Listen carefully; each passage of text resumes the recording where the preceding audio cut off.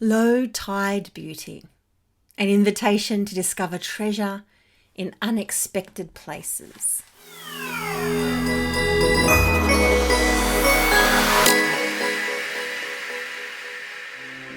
It's low tide as we sit here sipping coffee, enjoying the early morning sunshine and fresh breeze. The roots of the mangroves are breathing in the sunshine, soaking up the fresh, salty air.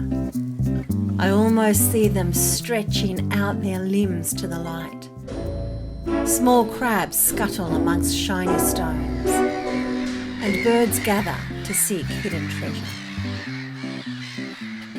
I have always loved the ocean. As a child of the outback, the few occasions to stand ankle deep in the sparkling sea filled my soul with delight.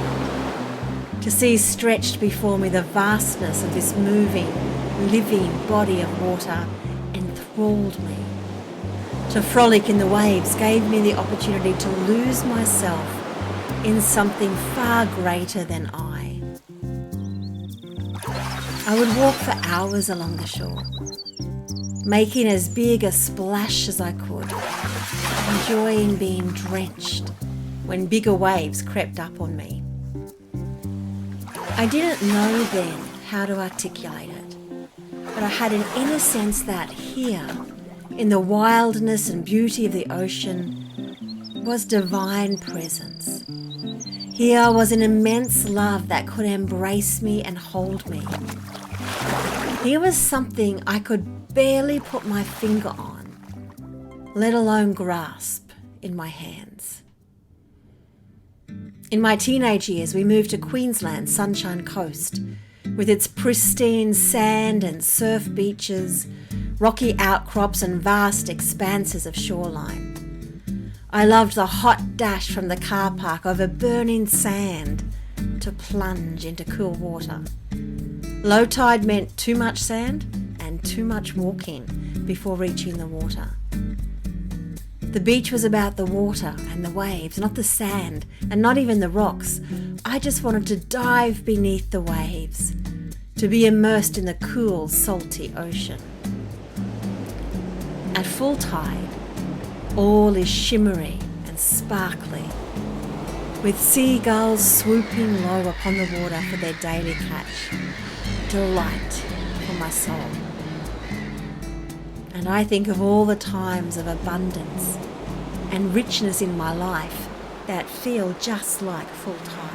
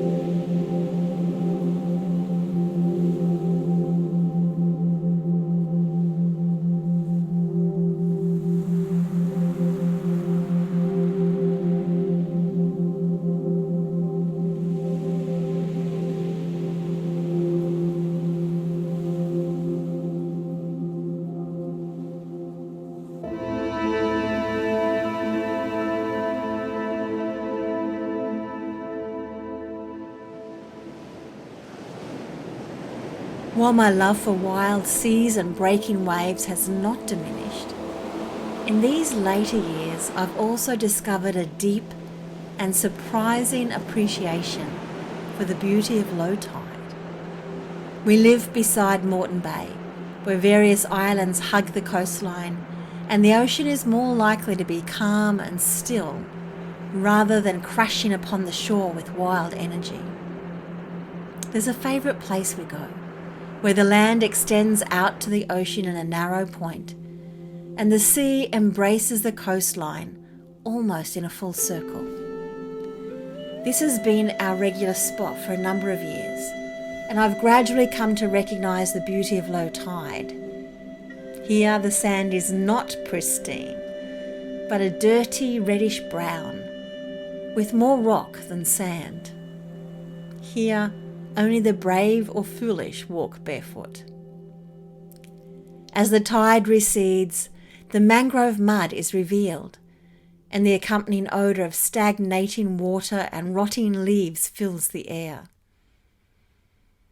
It is a long hike over rough and sometimes slippery stones to dip your feet in the water, and on a hot day the effort seems too great. The fullness and energy of high tide has ebbed into barren, seemingly unattractive emptiness, and cool refreshment is far away. Sometimes I would check the tide times to make sure our visit coincided with full tide. Other times I would secretly hope we'd planned it right and that the vast fullness of the ocean would be waiting for us. When we first started coming to this place, I was living with considerable pain, and walking any distance was excruciating. I had to learn to sit and appreciate beauty instead of walking into it and embracing it. And there was a certain amount of sorrow in coming to terms with this. Perhaps in my own brokenness, there was something appealing, or at least resonant, in the gradual ebbing of the tide. This season gave me greater opportunity for quietness and reflection, for simply sitting with the outgoing tide while I sought to make sense of my circumstances. Somehow the receding water matched and soothed the ache in my heart. As I more intentionally explored the drier, seemingly barren or rocky places in my own life through spiritual direction and contemplative practices, I discovered the gift of less, of slower, of rest. I found that barren is not empty, and dry is not devoid of life. In fact, as the rocks and shoreline dry out in the sun, an abundance of life appears that I never knew was there. I realized that much of my adult life, my ministry life, had been lived in a high tide kind of way. The emphasis was on fullness, energy, much, and many. There was always something else and someone else needing my attention, or so I believed. Times of rest and pause were barely enough to refuel, and seldom enough to invite deeper reflection. Periods of pain and fatigue invited, in some ways forced, me to stop and rest. For a long time it seemed the tide was well and truly out, revealing what seemed to be a lot of ugliness on the ocean floor. All that had been so beautifully hidden beneath the sparkling, constantly moving water was now laid bare, and I didn't like what I saw. Yet, there was beauty here, treasure lying on the surface now visible in the sunshine, and hidden secret things to be found under rocks and in tiny crab holes. Am I talking now metaphorically about my own inner landscape, or literally about the low tide at Moreton Bay? It is both, and both invite exploration and discovery.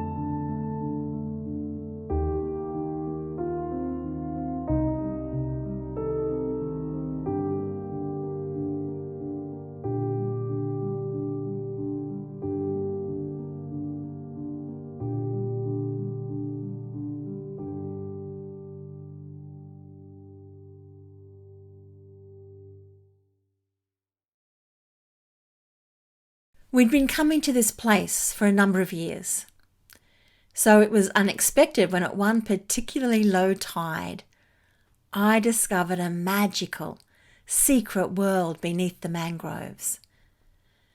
The path along the shoreline here is almost 2 meters above the water, so I had always only looked into the top branches of the mangroves. On this day, I noticed the sand between the trees and was drawn to clamber down and explore this place. It was a completely other world I had never known existed. I was alone amongst the roots and low-hanging branches of the mangroves, and I weaved and clambered in and through and over roots and stones. I found bleached driftwood, water worn into intriguing shapes. I found an old tire rim rusted into the sand like an ancient piece of molten lava. Crabs scurried, and every living thing seemed to be breathing in the sunshine and openness left behind by the receding tide, gulping it in huge gasps. This was an intensely sacred experience. I felt I had discovered an ancient temple. A holy silence filled my soul. I could hear birds and voices in the distance, the wind in the she-oaks, and the distant sound of water moving over sand. Yet the silence was profound. This remains a powerful image for me of the sacred journey as I have experienced it in spiritual direction. A divine restlessness urges me to move away from the familiar path. Empty spaces, often created through loss or absence, invite me to embrace and explore. A spirit of wonder and curiosity lead me to a place of courage and a desire to notice and discover the new and unexpected, or perhaps the old and long unseen. In this place of embracing low tide, of exploring emptiness and withdrawal, I am struck by the awareness that the tide is constantly moving. It barely reaches the high tide mark before it begins the journey of ebbing. Most of the time, the tide is neither fully high nor fully low, but moving between these 2 points in a beautiful rhythmic cycle that is entirely of its own. Almost always in transition, but each phase of that transition is exactly right at each precise moment. I draw relief and comfort from knowing that even when things are not the way I want them to be, there's no hurrying or changing the movement of the tide. Whether I am disappointed or exhilarated at where the water is at any given moment, I know I cannot change it. It will recede as and when it is meant to. It will flow toward the shore in just the right way. I can choose to swim against the tide or flow with the tide. There is a time for each response that is appropriate. And I'm discovering what discernment reveals about that. The constancy of the movement has a predictability in its unpredictability. And each variation of tidal movement offers me something beautiful. In this rhythm of ebb and flow, I am learning to move with spirit and to discover treasures in places I would once never have thought to look. As I continue to be drawn to this place, I discover that more and more I am allowing the beauty of low tide to touch my soul, to restore, refresh and delight me as intensely and transformatively as high tide has so often done. I am becoming more willing to flow with the movement as it is happening, whether ebbing or flowing, receding or rising, and to grow more open to whatever the movement of the moment is, the invitation of the season. I'm reflecting on this as I wait for a directee to arrive and smile at the realization I never know what a directee will bring. And so I prepare myself to discover with each one whatever the treasures of the moment might be, to go in whatever direction the Spirit is flowing right now, to be open to the movement of this present moment. As footsteps come down the pathway, a memory emerges.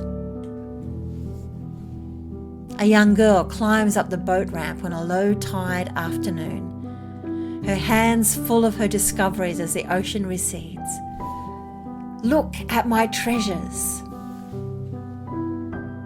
I smile and warmly greet my directee, joyfully anticipating that there will indeed be treasure to discover in our time together.